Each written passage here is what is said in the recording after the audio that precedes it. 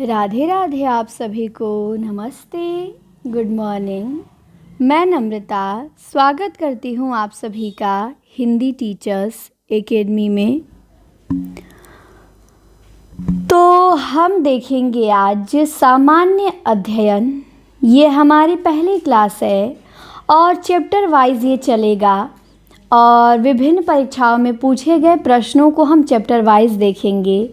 जो teaching exam में GK GS में आते हैं, डीएसएसबी में, केवीएस में, एनवीएस में, जीआईसी में, एलटी में, उन्हीं को हम चैप्टर वाइज देखेंगे। ये मिक्स नहीं रहेगा। इससे आपको काफ़ी हेल्प मिलेगा। आपकी परीक्षा बहुत नज़दीक है, 40 दिन है रह गए मुश्किल से आपकी परीक्षा में, 30-40 दिन। अब इसी में आपको जो करना है कर लीजिए, जितने अच्छे से पढ़ना है पढ़ लीजिए। तो मैंने सोचा है कि 10-12 जीके की आप लोगों के ऐसे चैप्टर वाइज यदि क्लासें हर चैप्टर पे मिल जाएंगी तो आप लोगों को काफ़ी इससे हेल्प हो जाएगा और हर एग्ज़ाम में ये काम आएगा, चाहे ये एमआरएस हो, केवीएस हो, एनवीएस हो, डीएसएसबी हो, एलटी ग्रेड हो, जीआईसी हो, क्योंकि हर टीचिंग एग्ज़ाम में जीके जीएस का लेवल लगभग वही रहता है। तो इसमें से भी आपको बहुत क्वेश्चन देखने को मिलेंगे और इससे आप लोगों को थोड़ा कॉन्फिडेंट भी आएगा कि ऐसे ऐसे ही क्वेश्चन आते हैं, यही हमें तैयार करना है। तो चलिए देर ना करते हुए हम शुरू करते हैं। क्लास को आप सभी के यहाँ शेयर ज़रूर करेंगे ताकि सब लोग इस वीडियो का, इस क्लास का लाभ उठा सके। तो पहला प्रश्न है हमारा कि कौन सा भारत का पूरा पाषाण स्थल नहीं है?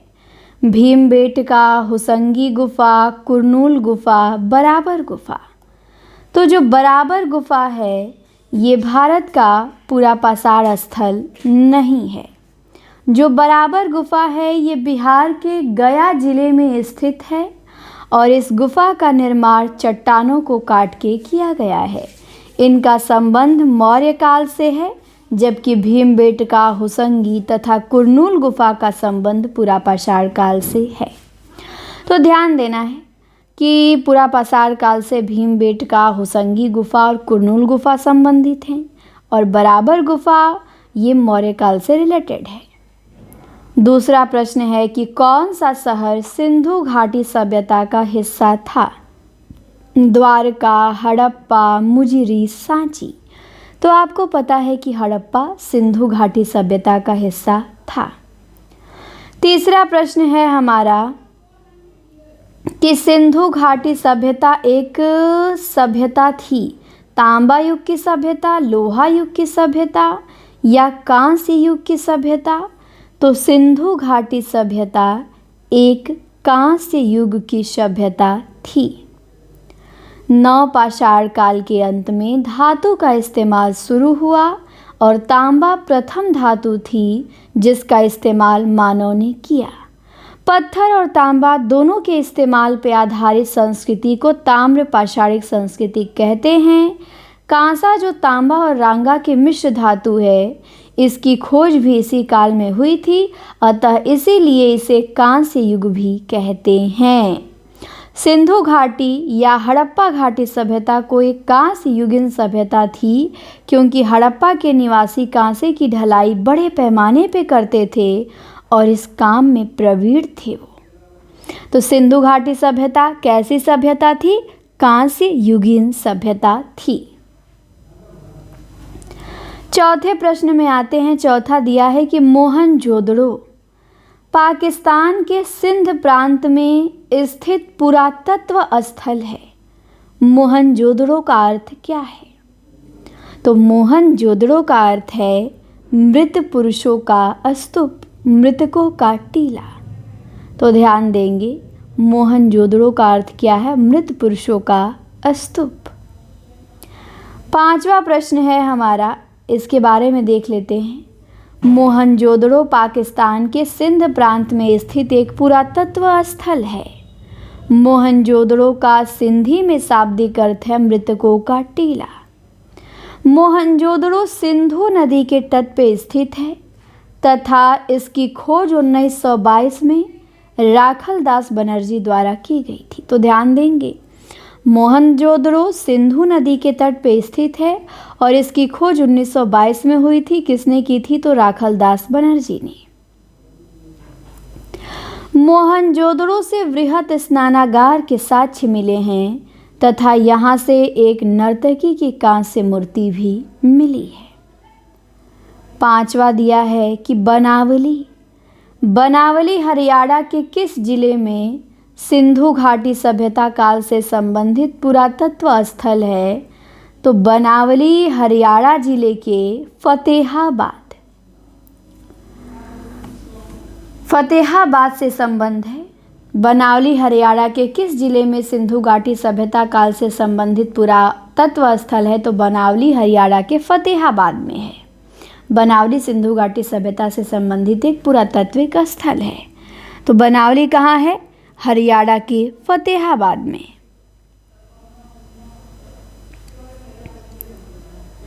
इसके बाद 6वां प्रश्न है हमारा कि किस पुरातात्विक स्थल में बंदरगाह पाया गया था?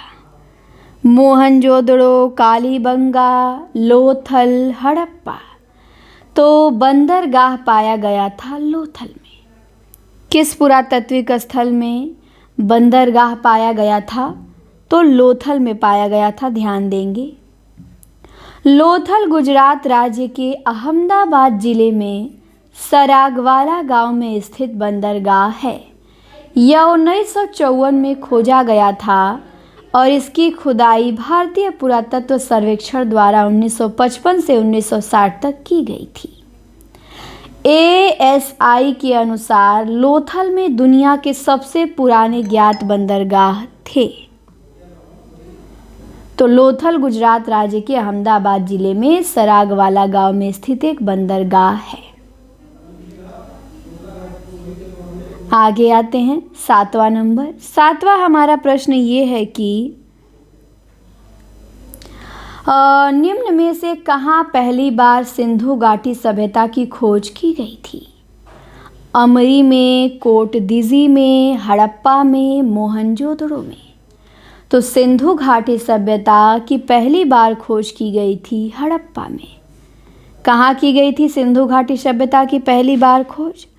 हड़प्पा में की गई थी। ये ध्यान देना है। सिंधु घाटी सभ्यता का विस्तार पूर्व में हरियाणा, राजस्थान तथा गुजरात से आरंभ होकर पश्चिम के मकरान तट तक है। वर्ष 1921 में दयाराम साहनी व 22 में राखलदास बनर्जी द्वारा क्रमशः हड़प्पा एवं मोहनजोदड़ो सिंध पाकिस्तान की खोज की गई। आगे आते हैं 8वां प्रश्न है हमारा कि सिंधु घाटी सभ्यता का बंदरगाह शहर कौन सा है? विकल्प है हड़प्पा, आलमगीरपुर, बनावली, लोथल। तो अभी हमने देखा था जस्ट थोड़ी देर पहले कि सिंधु घाटी सभ्यता का बंदरगाह शहर है लोथल, जो साबरमती नदी और उसकी सहायक भोगवा नदी के बीच में स्थित है। तो सिंधु घाटी सभ्यता का बंदरगाह शहर है लोथल। 9वें प्रश्न पे आते हैं। 9वां प्रश्न है कि निम्न में से पहला स्थान कौन सा था जहां सिंधु घाटी सभ्यता की खोज हुई थी? अमरी में, कोटदीजी में, हड़प्पा में, मोहनजोदड़ो में। तो सिंधु घाटी सभ्यता की खोज सबसे पहले हुई थी हड़प्पा में। कहाँ हुई थी? हड़प्पा में। ध्यान देना है। सिंधु घाटी सभ्यता विश्व की प्राचीन नदी घाटी सभ्यताओं में से एक प्रमुख सभ्यता थी। यह हड़प्पा सभ्यता और सैंधो सभ्यता के नाम से प्रचलित थी। इसका विकास सिंधु नदी के किनारे हुआ। मोहनजोदड़ो, कालीबंगा, लोथल, धौलावीरा, राखीगढ़ी और हड़प्पा इसके प्रमुख केंद्र हैं। इनमें से हड़प्पा सिंधु घाटी सभ्यता का प्रथम स्थान था जहां से सैंधो सभ्यता के संबंध में प्रथम जानकारी प्राप्त हुई। यह पाकिस्तान के पंजाब प्रांत के मांटगोमरी जिले में रावी नदी के बाएं तट पर स्थित है। इसकी खोज 1921 में राय बहादुर दयाराम साहनी ने की थी। अब तक भारतीय उपमहाद्वीप में लगभग 1000 हड़प्पा कालीन बस्तियों की खोज हुई है। 10वें प्रश्न में आते हैं। 10वां प्रश्न है कि निम्नलिखित सिंधु घाटी सभ्यता स्थलों में से महान स्नानागार कहाँ पाया गया? तो अभी ये भी हमने पढ़ा था कि मोहनजोदड़ो में जो मृतकों का टीला कहा जाता है 1921 में जिसकी खोज हुई थी, तो मोहनजोदड़ो में एक महान स्नानागार भी पाया गया था। आते हैं 11 नंबर का प्रश्न पे। हमारा 11वां प्रश्न है कि निम्न में से हड़प्पा काल के किस स्थल में समुद्री व्यापार के साक्ष्य मिले हैं? मोहनजोदड़ो में, लोथल में, अटामीरा में, धौलवीरा में। तो समुद्री व्यापार के साक्ष्य मिले हैं लोथल में। ध्यान देंगे।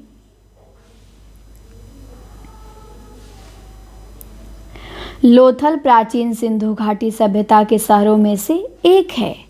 यह भारत के गुजरात राज्य में स्थित एक बंदरगाह शहर था। हड़प्पा काल में समुद्री व्यापार के साक्ष्य लोथल में मिलते हैं और यहाँ से मोती, जवाहरात और कीमती गहने पश्चिमी एशिया और अफ्रीकी के देशों को भेजे जाते थे। लोथल की खोज 1954 ईस्वी में रंगनाथ राव ने की थी और ये भोगवा नदी के किनारे स्थित है। तो लोथल में समुद्री व्यापार के साक्ष्य मिलते हैं। 12वां प्रश्न है कि सिंधु सभ्यता का प्राचीन बंदरगाह कौन था? तो प्राचीन बंदरगाह लोथल था। सिंधु सभ्यता का प्राचीन बंदरगाह लोथल। 13 नंबर में आते हैं। 13वां प्रश्न है हमारा कि हड़प्पा स्थल जो है वो किस नदी के तट पे स्थित है? सरस्वती, सिंधु, व्यास, रावी। तो जो हड़प्पा स्थल है वो रावी नदी के तट पे स्थित है। 14 नंबर का हमारा प्रश्न है कि हड़प्पा वासी किस प्रकार की प्राचीन लिपि का उपयोग करते थे? तो चित्रलिपि, रेखीय लिपि, सांकेतिक लिपि या प्रतीकात्मक लिपि। तो जो हड़प्पा वासी थे वो चित्रलिपि का प्रयोग करते थे। आप देखे होंगे या मिलता है पढ़ने को कि हर जगह चित्रकारी मिलती है। उनके जो भी घर रहते हैं, दीवारें रहती थी, उस पर चित्र के माध्यम से अंकित किया गया रहता था। तो जो हड़प्पा वासी थे ये चित्रात्मक लिपि का प्रयोग करते थे। अब आते हैं 15 नंबर के प्रश्न में। 15 में दिया है कि कौन सा वृहत हड़प्पाई स्थल हरियाणा में स्थित है? अच्छा प्रश्न है। धौलावीरा, राखीगढ़ी, कालीबंगन, आलमगीरपुर। तो जो राखीगढ़ी है ये कहाँ है? हरियाणा में। तो कौन सा वृहद स्थल हरियाणा में है? राखीगढ़ी है। 16 नंबर का प्रश्न है कि भारतीय का नाम जो मोहनजोदड़ो की खोज के साथ जुड़ा था। आर.डी. बनर्जी हैं, आर.डी. चटर्जी हैं, W.C. बनर्जी हैं, S.N. बनर्जी हैं। तो मोहनजोदड़ो की खोज के साथ जिनका नाम जुड़ा था वो हैं आर.डी. बनर्जी, राखल दास बनर्जी। तो ध्यान देंगे। 17 नंबर का हमारा प्रश्न है कि अश्वमेध यज्ञ प्राचीन भारतीय राजाओं द्वारा अपनी शाही संप्रभुता साबित करने के लिए एक घोड़े की बलि दी जाती थी, बकरी की बलि दी जाती थी, हाथी की या भैंस की? तो अश्वमेध यज्ञ में किसकी बलि दी जाएगी? घोड़े की। नाम ही है अश्वमेध। तो अश्वमेध यज्ञ में जो राजा होते थे वो अपनी संप्रभुता को साबित करने के लिए एक घोड़े की बलि देते थे। 18 नंबर का प्रश्न है कि किस वेद में श्वेताश्वेतर उपनिषद सन्निहित है? अथर्ववेद में, ऋग्वेद में, सामवेद में या यजुर्वेद में? तो जो श्वेताश्वेतर उपनिषद सन्निहित है वो यजुर्वेद में है। ध्यान देंगे। किस वेद में श्वेताश्वेतर उपनिषद सन्निहित है? यजुर्वेद में। 19 नंबर का प्रश्न है कि रामायण किसके द्वारा लिखित एक महाकाव्य है? तो व्यास, विश्वामित्र, वाल्मीकि, वशिष्ठ। तो आपको पता है कि रामायण वाल्मीकि द्वारा लिखित एक महाकाव्य है। अब आते हैं अपने 20 नंबर के प्रश्न में। 20 में पूछा गया है कि भागवत गीता भारत के किस पौराणिक ग्रंथ से संबंधित है? रामायण से, महाभारत से, बादरायण से या इनमें से कोई नहीं? तो आपको ये ध्यान देना है कि जो भागवत गीता है ये महाभारत से संबंधित है। किससे? महाभारत से। महाभारत में ही तो उपदेश देते हैं कृष्ण अर्जुन को, तो वही तो गीता है। 21 में है कि भारत के सर्वाधिक प्रभावशाली दार्शनिकों में से एक थे शंकर, जिन्हें शंकर नाम से जाना जाता है। पूरा नाम था शंकराचार्य। उनका जन्म कहाँ हुआ था? तो उनका जन्म 8वीं शताब्दी के उत्तरार्ध में केरल राज्य में हुआ था। तो शंकराचार्य का जन्म कहाँ हुआ था? केरल में। 22 नंबर का प्रश्न है, भगवत गीता में कितने छंद हैं? 700, 670, 650 या 600? तो भागवत गीता में जो कुल छंद हैं वो 700 हैं। कितने? 700। कुरुक्षेत्र की युद्ध भूमि में श्री कृष्ण ने अर्जुन को जो उपदेश दिया था उसका संकलन श्रीमद् भागवत गीता के नाम से प्रसिद्ध है। यह महाभारत के भीष्म पर्व का अंग है। गीता में 18 अध्याय हैं और 700 श्लोक हैं। तो गीता में कितने अध्याय हैं? 18। कितने श्लोक हैं? 700। 23 नंबर का प्रश्न है, अणु व्रत का सिद्धांत किससे संबंधित है? तो महायान बौद्ध धर्म से, हीनयान बौद्ध धर्म से, जैन धर्म से या लोकायत संप्रदाय से? तो जो अणु व्रत का सिद्धांत है वो जैन धर्म से संबंधित है। किससे? जैन धर्म से। 24 में आते हैं। 24 में दिया है कि बुद्ध का जन्म स्थान कहाँ है? कुशीनगर, सारनाथ, बोध गया, लुम्बिनी। तो बुद्ध, गौतम बुद्ध का जो जन्म स्थान है वो लुम्बिनी में है। कहाँ? लुम्बिनी में। दिया है कि गौतम बुद्ध का जन्म कपिलवस्तु के निकट लुम्बिनी में 563 ईसा पूर्व में शाक्य कुल के राजा शुद्धोधन के घर हुआ था। 6 वर्षों की कठोर साधना के पश्चात बोध गया बिहार में पीपल वृक्ष के नीचे उन्हें ज्ञान प्राप्ति हुआ और वे गौतम से बुद्ध बन गए। उन्होंने सारनाथ में अपना प्रथम उपदेश दिया और कुशीनगर में उन्हें महापरिनिर्वाण की प्राप्ति हुई। तो बुद्ध का जन्म लुम्बिनी में, ज्ञान प्राप्ति हुई बोध गया में, प्रथम उपदेश दिया सारनाथ में और महापरिनिर्वाण अर्थात उनकी मृत्यु हुई कुशीनगर में। 25 में दिया है कि कौन से राज्य को बौद्ध धर्म का उद्गम स्थल कहते हैं? Sikkim, Bihar, UP, MP. तो बौद्ध धर्म का उद्गम स्थल वही है जहाँ बुद्ध का जन्म हुआ, जहाँ उनको ज्ञान प्राप्त हुआ, तो वो है बिहार। आगे दिया है कि 26 नंबर में कि निम्न में से कौन गौतम बुद्ध के समकालीन थे?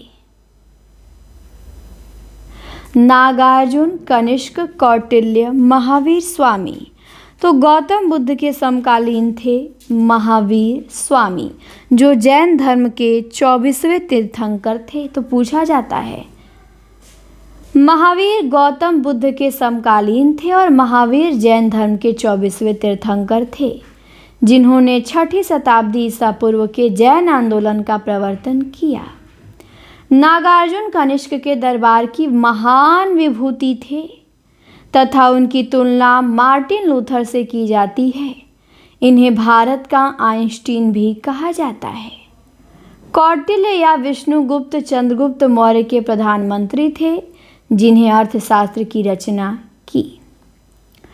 27 में पूछा गया है कि कौन से बौद्ध स्थल में पत्थर से तरासे शिल्प नहीं मिलते हैं? अजंता में, कौरले में, नासिक में या नागार्जुन कोंडा में? तो अजंता, कार्ले और नासिक में पत्थरों के शिल्प तो मिल जाएंगे, लेकिन नागार्जुन कोंडा में नहीं मिलते हैं। पत्थरों को काटकर बनाई गई स्थापत्य कला वाले प्रमुख बौद्ध स्थल हैं अजंता, कार्ले, नासिक, कन्हेरी, जबकि नागार्जुन कोंडा पत्थर से तरासे शिल्पों के तहत नहीं आता। यह एक स्तूप है जिसमें बौद्ध स्मारक के साथ साथ प्राचीनतम ईंट मंदिर भी है। 28 नंबर का प्रश्न है कि भारतीय दर्शन के कितने स्कूल हैं जिन्हें षट दर्शन के नाम से जाना जाता है? तो 6 स्कूल है, तभी तो षट दर्शन के नाम से जाना जाता है। तो भारतीय दर्शन की 6 स्कूल हैं जिन्हें षट दर्शन के नाम से जाना जाता है। दिया है कि 6 रूढ़िवादी स्कूलों को षट दर्शन कहा जाता है। इनमें न्याय, सांख्य, योग, वैशेषिक, पूर्व मीमांसा और उत्तर मीमांसा शामिल हैं। इन विचारधाराओं में से अधिकांश कर्म और पुनर्जन्म से संबंधित सिद्धांत में विश्वास करते हैं। मोक्ष को जन्म और मृत्यु के चक्र से मुक्त माना जाता है और ये मानव जीवन का अंतिम लक्ष्य है। 29 नंबर का हमारा प्रश्न है, बौद्ध परिषदों की कुल संख्या कितनी है? 7 है, 6 है, 5 है, 3 है। तो बौद्ध परिषदों की कुल संख्या 6 है। ध्यान देंगे, बौद्ध परिषदों की कुल संख्या कितनी है? 6 है। प्रथम बौद्ध परिषद है, इसका आयोजन महात्मा बुद्ध के महापरिनिर्वाण के तुरंत बाद ही 483 ईस्वी पूर्व में अजात शत्रु के संरक्षण में राजगृह में हुआ। तो प्रथम बौद्ध परिषद कहाँ हुआ? राजगृह में अजात शत्रु के द्वारा कराया गया। द्वितीय बौद्ध परिषद का आयोजन राजा कालाशोक के संरक्षण में वैशाली में हुआ। तृतीय बौद्ध परिषद का आयोजन अशोक के संरक्षण में पाटलिपुत्र में हुआ। चतुर्थ बौद्ध परिषद का आयोजन कुंडल वन में आयोजित हुआ और कुषाण के शासक कनिष्क के संरक्षण में। तो चतुर्थ बौद्ध परिषद कुंडल वन, कश्मीर के कुंडल वन में हुआ। और इसे कराइए भी प्रश्न बनते हैं इन बौद्ध परिषदों से कि कौन सा बौद्ध परिषद कहाँ हुआ था, किसने कराया था। तो चौथा बौद्ध परिषद कश्मीर के कुंडल में हुआ था और कुषाण शासक कनिष्क ने इसे आयोजित कराया था। पांचवा बौद्ध परिषद का आयोजन राजा मिंडन के संरक्षण में बर्मा के मांडले में हुआ था। और छठी बौद्ध परिषद का आयोजन बर्मा के काबा ए में वर्ष 1954 में हुआ था और ये यू नू के संरक्षण में संपन्न हुआ था। तो पहला बौद्ध परिषद का आयोजन बुद्ध के मृत्यु के तुरंत बाद हुआ राजगृह में अजात शत्रु के संरक्षण में। दूसरा हुआ वैशाली में राजा कालाशोक के संरक्षण में। तीसरा अशोक के संरक्षण में पाटलिपुत्र में। चौथा कनिष्क के संरक्षण में कश्मीर के कुंडल वन में। पांचवा राजा मिंडन के संरक्षण में बर्मा के मांडले में। और छठवा हुआ बर्मा के काबा ए में यूनू के संरक्षण में। तीसवा प्रश्न है कि शंकराचार्य ने किस सिद्धांत का प्रचार किया? द्वैत का? नहीं। अद्वैत का? जी हाँ। शंकराचार्य अद्वैत के प्रतिष्ठापक माने जाते हैं। 31 नंबर का प्रश्न है कि विशिष्टाद्वैत नामक दर्शन शास्त्र की स्थापना किसने की थी? तो विशिष्टाद्वैत नामक दर्शन शास्त्र की स्थापना रामानुजाचार्य ने की थी। द्वैतवाद है मध्वाचार्य का, इनका है द्वैतवाद। शंकराचार्य का है अद्वैतवाद और विठलाचार्य हो गया है, बल्लभाचार्य होना चाहिए था, इनका है शुद्धाद्वैतवाद। शुद्धाद्वैतवाद बल्लभाचार्य का। 32 नंबर में आते हैं। 32 में दिया है कि कौन सा वेद मुख्यतः प्रारूप या छंद से मिलकर संगीतात्मक रचना के रूप में बनाया गया है? यजुर्वेद, सामवेद, अथर्ववेद, ऋग्वेद। तो लयबद्ध प्रारूप या छंद से मिलकर संगीतात्मक रचना के रूप में जो बनाया गया है वो है सामवेद। 33 में दिया है त्रिपिटक शास्त्रों के सिद्धांत कैनन ऑफ स्क्रिप्चर के लिए एक शब्द है।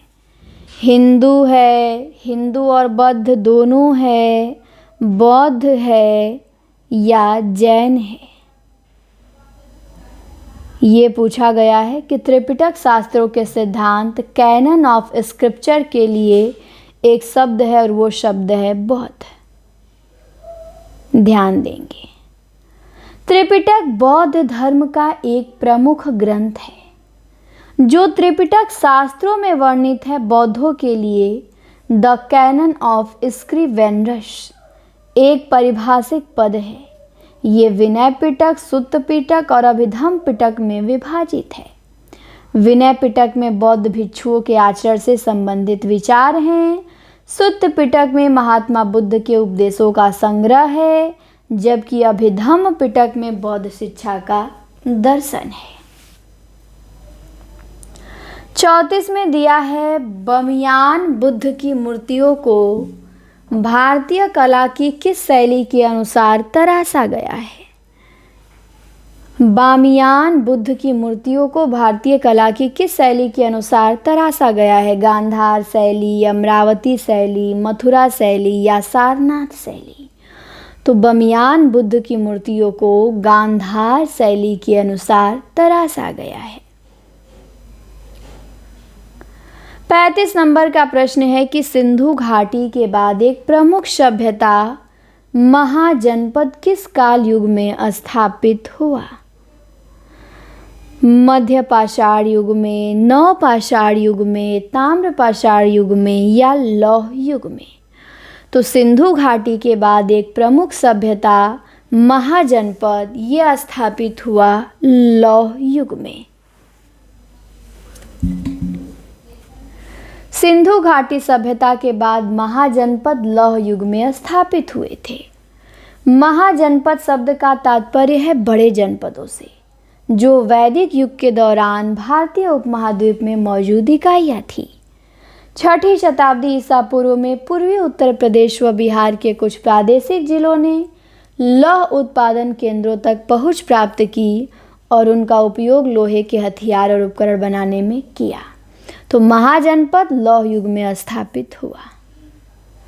36 नंबर का प्रश्न है कि बुद्ध ने ज्ञान प्राप्ति कहाँ की? तो अभी हमने देखा कि 6 वर्षों की कठिन तपस्या से वो बोध गया, बिहार बोध गया में ज्ञान की प्राप्ति करते हैं वट पीपल के नीचे, वृक्ष के नीचे। अगला प्रश्न है 37 नंबर का कि भगवान गौतम बुद्ध के जीवन काल में प्राचीन भारत में कितने महाजनपद या महान राज्य मौजूद थे? 10, 12, 16, 14। तो भगवान गौतम बुद्ध के जीवन काल में प्राचीन भारत में 16 महाजनपद मौजूद थे। तो ध्यान देंगे। 6ठी शताब्दी ईसा पूर्व में दूसरी नागरिक क्रांति हुई, जिसमें 16 महाजनपदों का उदय हुआ। बौद्ध साहित्य अंगुत्तर निकाय और जैन साहित्य भगवती सूत्र में 16 महाजनपदों के विषय में वर्णन मिलता है। 16 महाजनपद में है काशी राजधानी वाराणसी, अंग है चंपा, कौशल है, वत्स है, मगध है, वज्जी है, मल्ल है, मत्स्य है, कुरु है, चेदी है, कंबोज है, गांधार है, पांचाल है, अवंती है, सूरसेन है, अस्मक है। ये 16 महाजनपद आपके थे। 38 नंबर का प्रश्न है कि भारतीय पुरातत्वविदों ने हाल ही में एक बौद्ध स्थल से एक दुर्लभ आदमकद प्लास्टर की मूर्ति का पता लगाया है। तो तेलंगाना के बौद्ध स्थल से, असम के, छत्तीसगढ़ के या बिहार के? तो यहाँ पे हो जाएगा तेलंगाना के। तेलंगाना में एक बौद्ध स्थल से दुर्लभ आदमकद प्लास्टर की मूर्ति का पता लगाया गया है। तो दुर्लभ आदमकद मूर्ति का पता कहाँ लगाया गया है? बौद्ध स्थल तेलंगाना से। आगे है 39 नंबर में कि यहाँ पे कुछ दिया है मिलान करने के लिए कि बुद्ध के जीवन की घटनाएं और दिया है प्रतीक। तो यहाँ पे हो जाएगा जो जन्म है उसका प्रतीक है सांड, जो ज्ञान है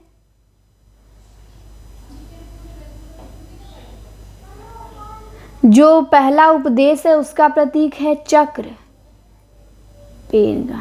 चक्र, और जो मृत्यु है वो स्तूप है, और जो ज्ञान है वो बोधिम वृक्ष है।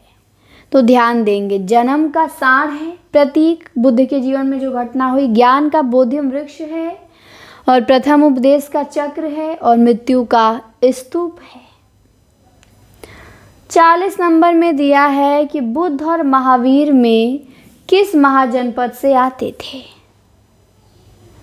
तो बुद्ध और महावीर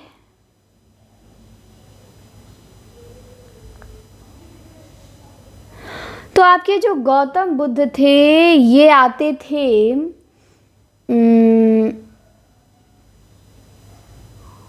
साक्यगढ़ राज्य के अंतर्गत। आपके गौतम बुद्ध आते थे साक्यगढ़ राज्य से, और आपके महावीर स्वामी आते थे, ये वज्जी महाजनपद से आते थे।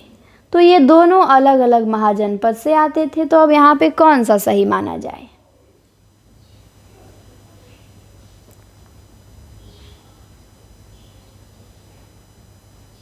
तो यहाँ पे मिस्टेक हुआ है। विकल्प में दिया है कि महावीर स्वामी जैन धर्म के 24वें एवं अंतिम तीर्थंकर थे। इनका जन्म 540 ईसा पूर्व में कुंडा ग्राम वैशाली में हुआ था, जो वज्जी महाजनपद के अंतर्गत आता था। और बौद्ध धर्म के संस्थापक गौतम बुद्ध का जन्म 563 ईसा पूर्व में कपिल वस्तु के लुम्बिनी नामक स्थान पे हुआ था। ये साक्यगढ़ राज्य के अंतर्गत आता था, जो 16 महाजनपदों के अंतर्गत नहीं था। अतः प्रश्नगत विकल्पों में से कोई भी विकल्प सही नहीं है। 41 में दिया है कि निम्न में से कौन सा महायान बौद्ध दर्शन तथा हीनयान बौद्ध दर्शन के बीच सर्वाधिक बुनियादी अंतर है। तो यहाँ पे पूछा गया है कि जो महायान बौद्ध दर्शन है और जो हीनयान बौद्ध दर्शन है, इन दोनों के बीच जो बुनियादी अंतर है वो क्या था? जाति विहीन समाज, स्तूप पूजन, देव एवं देवियों की पूजा, या अहिंसा पे बल। तो इसमें जो बुनियादी अंतर था वो देव एवं देवियों के बीच पूजा था।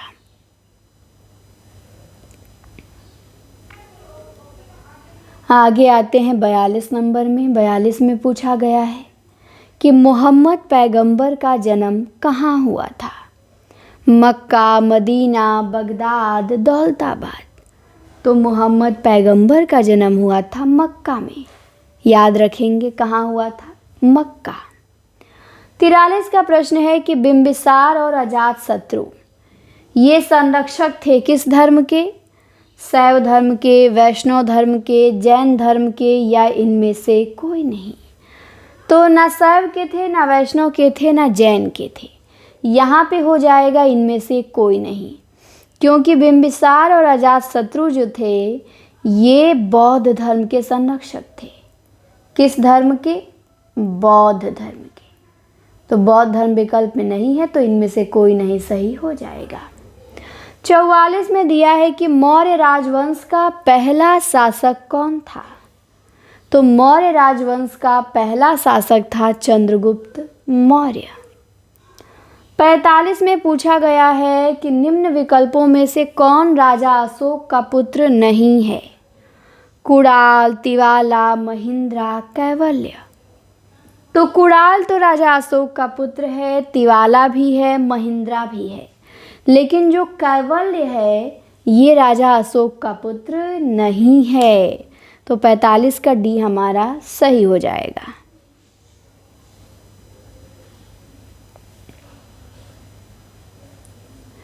सम्राट अशोक ने अपने पुत्र महेंद्र और अपनी पुत्री संघमित्रा को बौद्ध मिशनरी के कर्तव्यों को पूरा करने के लिए श्रीलंका भेजा था। और जो कुणाल है ये सम्राट अशोक और रानी पद्मावती के पुत्र थे। जो तिवाला है ये सम्राट अशोक और रानी करुवाकी का पुत्र था। और जालौक अशोक के पुत्रों में से एक था, उनका उल्लेख कल्हड़ की राजतरंगरी में किया गया है। तो कुणाल, तिवाला, तीवर, महेंद्र, जालौक, पुत्री संघमित्रा थी, ये अशोक के बेटे बेटी थे, कैवल्य नहीं थे। पहले कई रानियां होती थी, कई बेटे होते थे। 46 में दिया है कौन सा कथन सही है? पहला दिया है कि मेगास्थनीज सेल्यूकस निकेटर का राजदूत था। बिल्कुल, ये तो हम लोग चंद्रगुप्त नाटक में ही पढ़ते हैं कि मेगास्थनीज सेल्यूकस निकेटर का राजदूत था। अशोक ऐसे पहले शासक थे जिन्होंने अभिलेखों द्वारा जनता तक अपने संदेश पहुंचाने की कोशिश की। बिल्कुल सही है, तो यहाँ पे पहला और दूसरा दोनों सही हो जाएगा। 47 में दिया है कि यूनानियों द्वारा निम्न में से किस भारतीय राजा को अमित्रोचेट्स अर्थात दुश्मनों का संहार करने वाला राजा कहा जाता था। तो यूनानियों ने किसे दुश्मनों का संहार करने वाला राजा कहा? चंद्रगुप्त मौर्य को, दशरथ को, बिंदुसार को या अशोक को? तो दुश्मनों का संहार करने वाला राजा बिंदुसार को यूनानियों द्वारा कहा गया।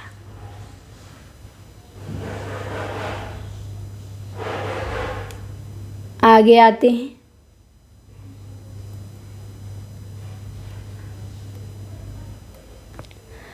आगे दिया है 48 नंबर में कि अशोक द्वारा नियुक्त किए गए धर्म महामात्रों के कर्तव्यों का उसके निम्न अभिलेखों में उल्लेख हुआ है किसमें? अशोक द्वारा नियुक्त किए गए धर्म महामात्रों के कर्तव्यों का उसके किस अभिलेखों में उल्लेख हुआ है?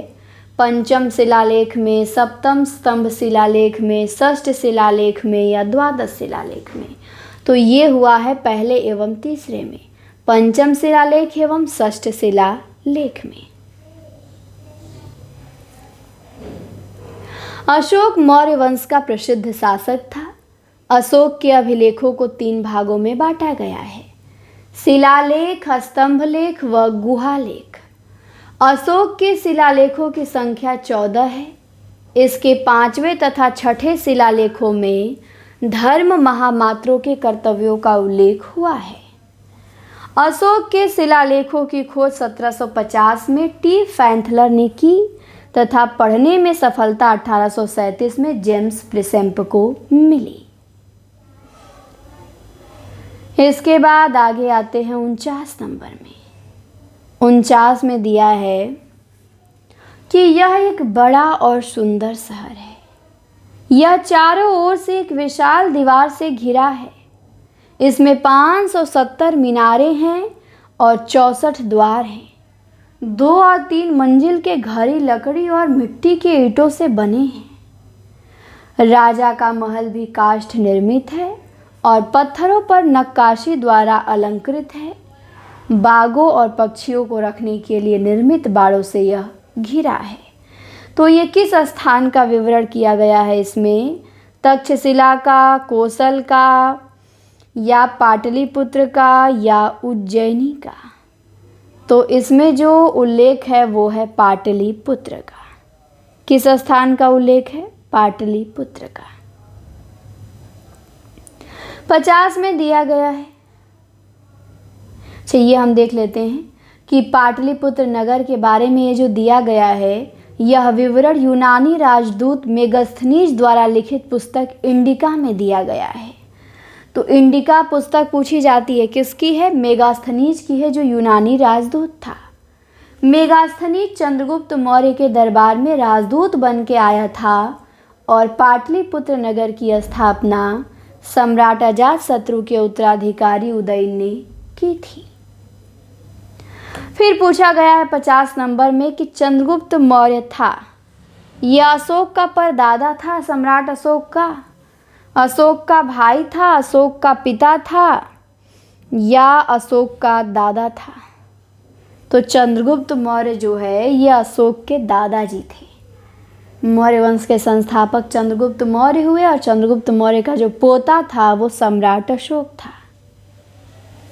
सम्राट अशोक के पिता बिंदुसार थे और बिंदुसार के पिता चंद्रगुप्त मौर्य थे।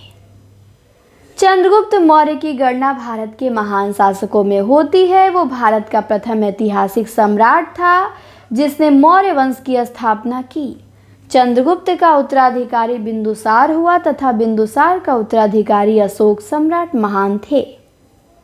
इसी संबंध में चंद्रगुप्त मौर्य अशोक महान के दादा थे।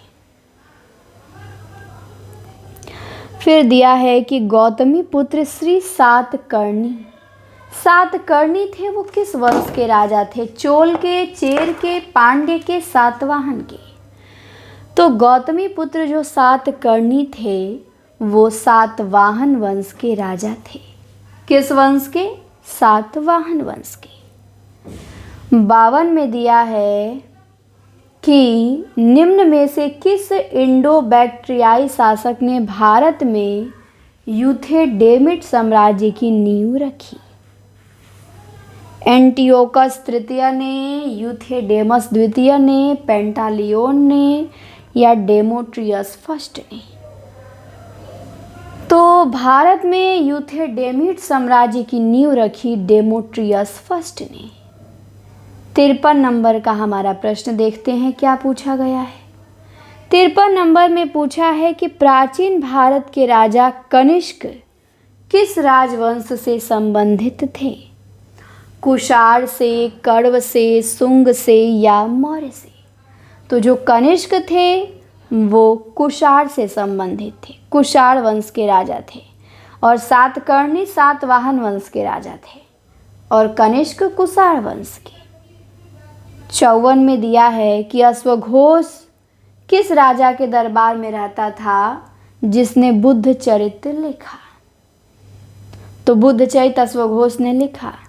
और अश्वघोष किस राजा के दरबार में रहते थे? तो अश्वघोष रहते थे कनिष्क के दरबार में। किसके दरबार में? कनिष्क के। अश्वघोष कुषाण नरेश कनिष्क के समकालीन बौद्ध महाकवि तथा दार्शनिक थे। ये कनिष्क के राजकवि भी थे। इनके द्वारा रचित बुद्ध चरितम संस्कृत का महाकाव्य है और अश्वघोष द्वारा रचित अन्य कृतियाँ सौंदरानंद काव्यम, सारी पुत्र प्रकरणम आदि हैं। तो अश्वघोष कनिष्क के दरबार में रहते थे। 55 में दिया है कि कनिष्क महान किस राजवंश के तुरुस्क सम्राट थे? उसने गांधार स्कूल की यूनानी बौद्ध कला को प्रोत्साहन दिया। तो जो कनिष्क थे वो हमने देखा कुषाण राजवंश के सम्राट थे, कुषाण वंश के। 56 में पूछा गया है कि भरमौर में सबसे बड़ा मंदिर कौन सा है जो हिमाचल प्रदेश में गुप्त युग के बाद का हिंदू मंदिर है? संकट मोचन मंदिर, वशिष्ठ मंदिर, लक्षणा देवी मंदिर या बाबा बालकनाथ मंदिर? तो भरमौर में सबसे बड़ा मंदिर है जो हिमाचल प्रदेश में गुप्त युग के बाद का हिंदू मंदिर है वो है लक्षणा देवी मंदिर। 57 में है कि विक्रमादित्य की उपाधि किसने धारण की थी? अशोक ने, बिंदुसार ने, चंद्रगुप्त द्वितीय ने या समुद्रगुप्त ने? तो विक्रमादित्य की उपाधि धारण की थी चंद्रगुप्त द्वितीय ने। दिया है कि गुप्त वंश की स्थापना श्रीगुप्त ने की थी और इस राजवंश का सबसे प्रतापी राजा चंद्रगुप्त द्वितीय था। इन्होंने शकों पे विजय के उपलक्ष्य में 57 ईस्वी में पूर्व एक नया संवत विक्रमी संवत के नाम से प्रारंभ किया। चंद्रगुप्त द्वितीय ने विक्रमादित्य की उपाधि धारण की और समुद्रगुप्त को भारत का नेपोलियन कहा जाता है। तो विक्रमादित्य चंद्रगुप्त द्वितीय हो गया, भारत का नेपोलियन समुद्रगुप्त हो गया। 58 में बहुत बढ़िया प्रश्न है कि गुप्त वंश के शासन के दौरान कुतुब मीनार के नज़दीक लौह स्तंभ पे किसका साधिकार है? समुद्रगुप्त का, चंद्रगुप्त का, कुमारगुप्त का या सभी का? तो गुप्त वंश के शासन के दौरान कुतुब मीनार के नज़दीक एक लौह स्तंभ है, उस पे किसका साधिकार था? चंद्रगुप्त का था।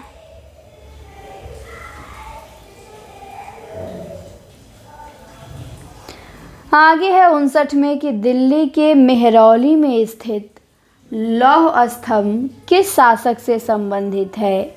अशोक से, चंद्रगुप्त मौर्य से, समुद्रगुप्त से या चंद्रगुप्त द्वितीय से?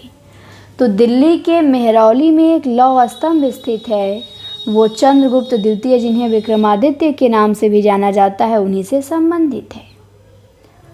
ये भारत के महानतम शक्तिशाली सम्राट थे। इसके साम्राज्य में गुप्त वंश अपने चरमोत्कर्ष पे पहुंचा। मेहरौली में स्थित लौह स्तंभ गुप्त वंश के शासक चंद्रगुप्त द्वितीय से संबंधित है।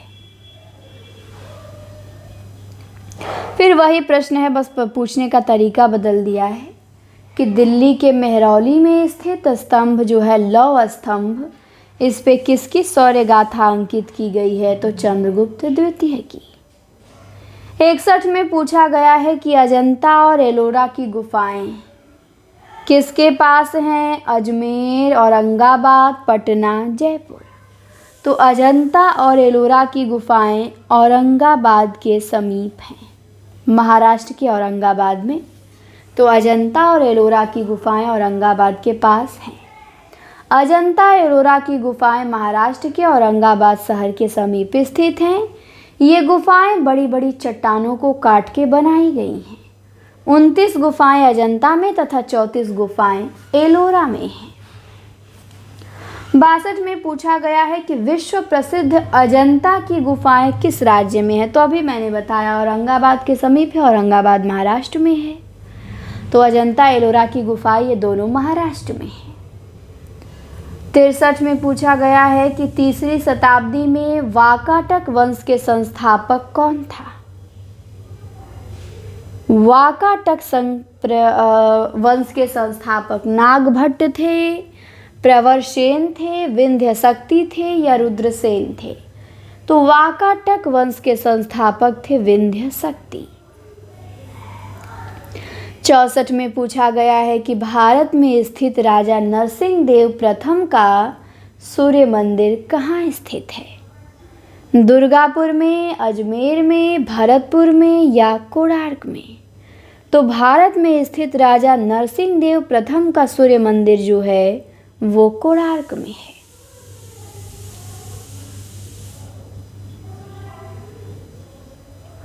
इसके बाद दिया है 65 में कि राजराज वंश के शासक कौन थे? चंडेला, चौल, चालुक्यास या पल्लव? तो राजराज वंश के जो शासक थे, राजराज जो थे ये चौल वंश के शासक थे, मिस्टेक हुआ। राजराज किस वंश के शासक थे? चौल वंश के। तो चौल वंश के शासक थे राजराज। राजराज प्रथम दक्षिण भारत के चोल वंश के महानतम शासकों में थे और इसका शासनकाल 985 ईस्वी से 1014 ईस्वी तक रहा। चोल वंश का संस्थापक याद रखेंगे विजयपाल था। विजयपाल चोल वंश का संस्थापक था और उसी में एक शासक राजराज प्रथम थे चोल वंश के। फिर दिया है कि वंश संबंधित स्थान का कौन सा युग्म सही है? 66 में दिया गया है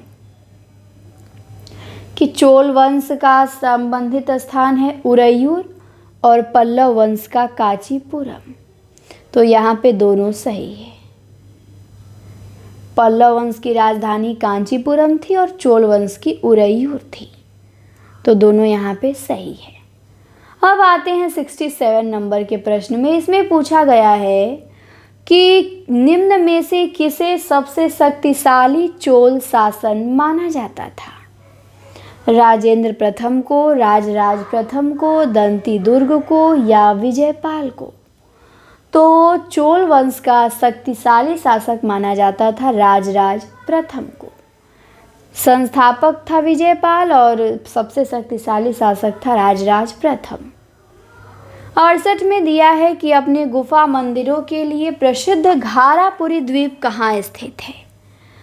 तो घारापुरी द्वीप मुंबई के तट पे है, लक्षद्वीप पे है, सिलवासा पे है या दमन और दीव पे है? तो घारापुरी द्वीप जो है ये मुंबई के तट पे स्थित है। तो अपने गुफा मंदिरों के लिए प्रसिद्ध घारापुरी द्वीप कहाँ है? मुंबई तट पे। 69 में पूछा गया है कि कंदरिया महादेव मंदिर किस राजपूत वंश के संरक्षण में बनाया गया था? दिल्ली और अजमेर के चौहानों के लिए, कन्नौज के राठौड़ वंश के लिए, मेवाड़ के सिसोदिया वंश के लिए या बुंदेलखंड के चंदेल वंश के लिए? तो कंदरिया महादेव मंदिर बुंदेलखंड के चंदेल वंश के संरक्षण के लिए बनाया गया था।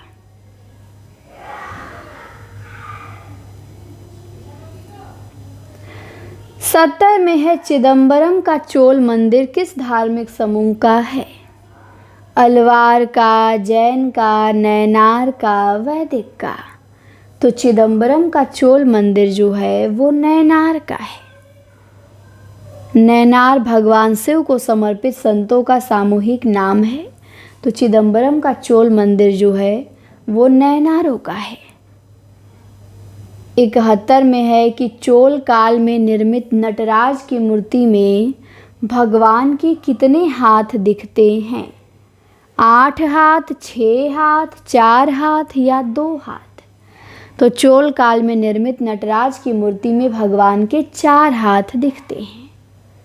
नटराज जो है वो शिव की प्रसिद्ध मूर्ति है जिसमें भगवान की 4 भुजाएं हैं।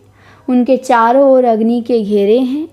एक पाँव से उन्होंने एक बौने अकस्मा को दबा रखा है और दूसरा पाँव नृत्य मुद्रा में ऊपर की ओर उठा हुआ है। उन्होंने अपने पहले दाहिने हाथ में डमरू पकड़ा हुआ है और डमरू की आवाज़ सृजन का प्रतीक है। फिर 72 नंबर में दिया है कि किस मंदिर का निर्माण राजराज चोल द्वारा किया गया था? श्री कृष्ण, मदुरै मीनाक्षी, बृहदेश्वर या बालाजी? तो चोल वंश के जो सर्वाधिक शक्तिशाली शासक राजराज थे उन्होंने एक मंदिर का निर्माण कराया और वो मंदिर है बृहदेश्वर मंदिर।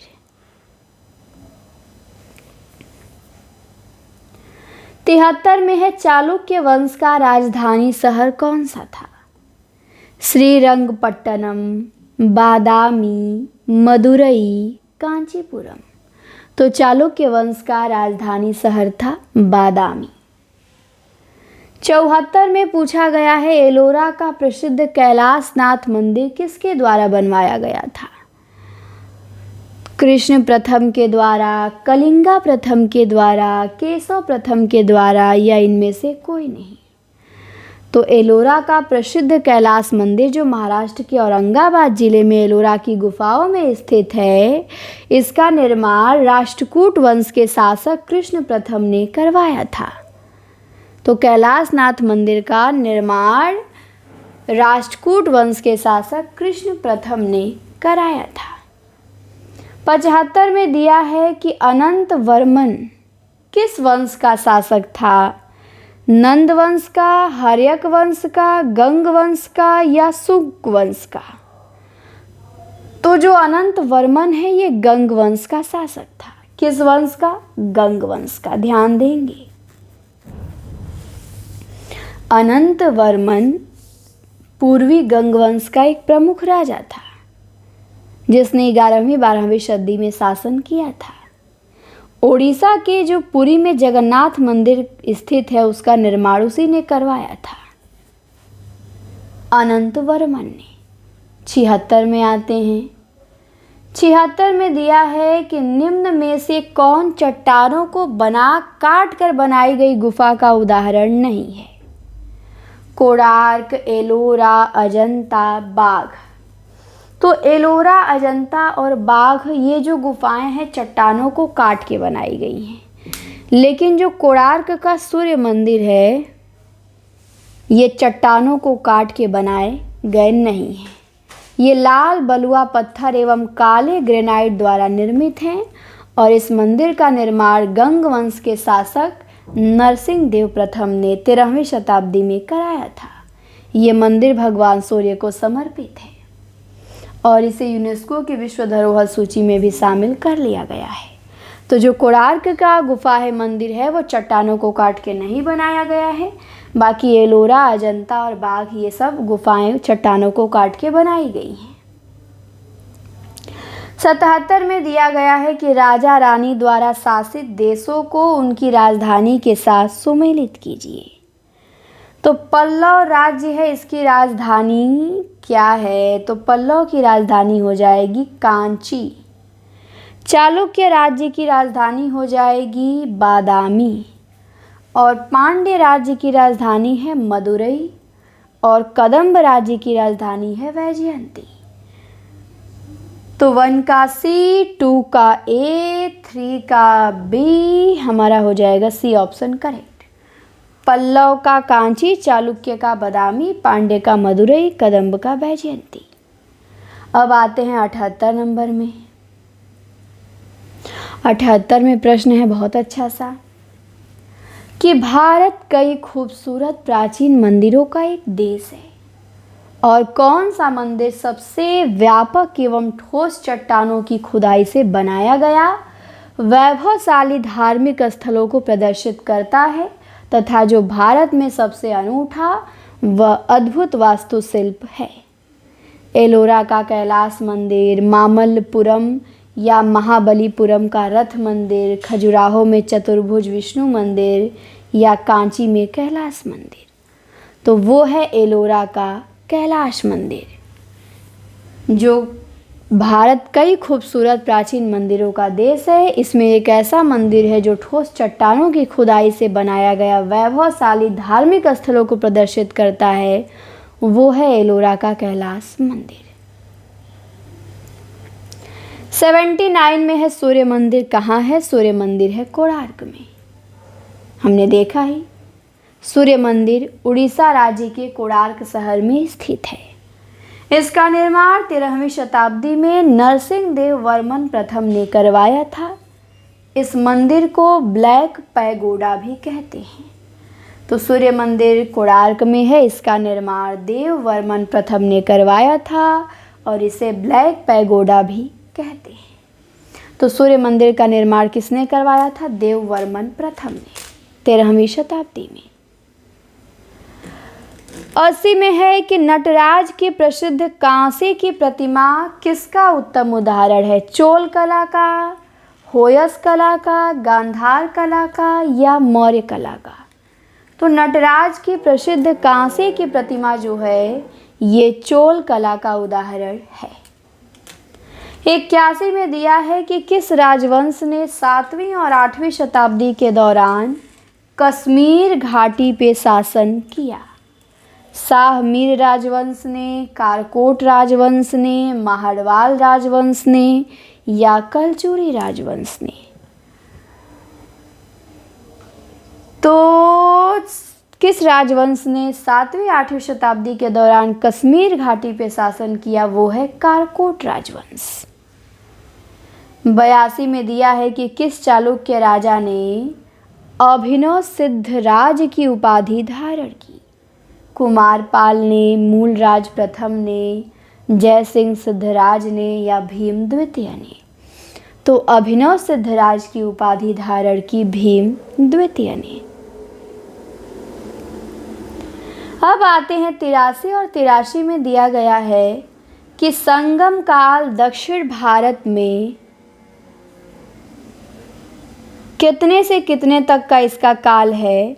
तो इसका काल है 30वीं शताब्दी से 30वीं शताब्दी BC से तीसरी शताब्दी है, 30वीं निकल गया, तीसरी शताब्दी BC से तीसरी शताब्दी AD तक।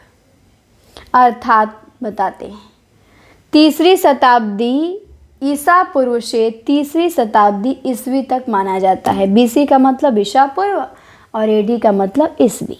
तो संगम काल दक्षिण भारत में तीसरी शताब्दी ईसा पूर्व से तीसरी शताब्दी ईस्वी तक माना जाता है। संगम संस्कृत भाषा का शब्द है जिसका अर्थ है मिलन। 84 में दिया है कि दिल्ली की सुरक्षा प्राचीर में कौन सा इब्न ए बतूता के द्वारा सबसे उत्तम दरवाज़ा बनाया गया? दिल्ली दरवाज़ा, मांडवी दरवाज़ा, गुल दरवाज़ा या बदायूं दरवाज़ा? तो दिल्ली की सुरक्षा प्राचीर में इब्न ए बतूता द्वारा सबसे उत्तम दरवाज़ा बनाया गया वो है दिल्ली दरवाज़ा। ध्यान देंगे, इब्न बतूता का एक यात्रा वृतांत भी है ना, रेहला नाम से। दिल्ली दरवाजे को इब्न ए बतूता द्वारा उत्तम दरवाज़ा कहा गया, सॉरी बनाया नहीं गया, बताया। उसने दिल्ली दरवाजे को सबसे उत्तम दरवाज़ा बताया और वो सबसे उत्तम शहर बताता है दुनिया में दिल्ली को, अपने यात्रा वृतांत रेहला में। तो इब्न बतूता ने दिल्ली दरवाज़ा को बताया कि सबसे उत्तम दरवाज़ा है। और एक हम लोग जीआईसी का या कुछ पेपर हल कर रहे थे, वहाँ हमने देखा था कि ये कहता है कि जो दिल्ली शहर है वो विश्व के सभी शहरों में से एक अनोखा अद्भुत शहर है। तो दिल्ली जो दरवाज़ा है उसको इब्न बतूता ने सबसे उत्तम दरवाज़ा कहा है। इब्न बतूता द्वारा अरबी भाषा में लिखा गया उसका यात्रा वृतांत रेहला है। 14वीं शताब्दी में भारतीय उपमहाद्वीप के सामाजिक तथा सांस्कृतिक जीवन के विषय में बहुत ही प्रचुर तथा रोचक जानकारियाँ देता है। इब्न बतूता मोरक्को का निवासी था। यात्रा वृतांत लिखा है, भारत अपना घूमने आया होगा तो लिखा है रेहला। तो दिल्ली दरवाज़ा को सबसे उत्तम दरवाज़ा बताता है। 85 में दिया है कि भारत के मूल निवासी कौन थे? सिख, मुगल, द्रविड़, ईसाई। तो जो द्रविड़ हैं वो भारत के मूल निवासी थे। इनका संबंध मुख्यतः दक्षिण भारत से है। इस मूल के लोग तमिल, तेलुगु, कन्नड़ और मलयालम भाषाएं बोलते हैं। तो सिख, मुगल, ईसाई ये भारत के मूल निवासी नहीं थे। भारत के मूल निवासी द्रविड़ थे जो तमिल, तेलुगु, कन्नड़ और मलयालम भाषाएं बोलते हैं। तो इस प्रकार हमने प्राचीन इतिहास के प्रीवियस ईयर में आए गए 85 प्रश्नों को देखा और उम्मीद करती हूँ कि ये वीडियो आप लोगों को पसंद आई होगी और आप लोगों को इससे बहुत बेनिफिट मिलेगा। इसे कम से कम 2 से 3 बार सुन लीजिएगा, स्पीड में करके सुनेंगे, काफ़ी चीज़ें क्लियर हो जाएंगी। एक बार बैठ के आराम से देख लीजिएगा, हो सके वन लाइनर के रूप में लिखेंगे तो और याद होगा। किस वंश का कौन सा शासक था इसे वन लाइनर के रूप में लिखते चलिएगा। किस वंश से किसका संबंध था एक छोटे से पन्ने पे लिख लीजिएगा, हो जाएगा। अब है मध्यकालीन इतिहास। तो मध्यकालीन इतिहास को हम देखेंगे अगली क्लास में। ये क्लास आप लोगों को पसंद आएगी तो अगली क्लास हमारी आएगी मध्यकालीन इतिहास पे। तो इसे अब हम लोग देखेंगे। इस वीडियो को यहीं पे समाप्त करते हैं और लाइक, शेयर और कमेंट ज़रूर करिएगा। चैनल को सब्सक्राइब करें और शेयर आप लोग किया कीजिए सभी के यहाँ जिनको भी LT ग्रेड EMRS का एग्ज़ाम देना है उन सभी के यहाँ शेयर कीजिए। तो बहुत बहुत धन्यवाद आप सभी को। मिलते हैं शीघ्र ही अगली वीडियो में।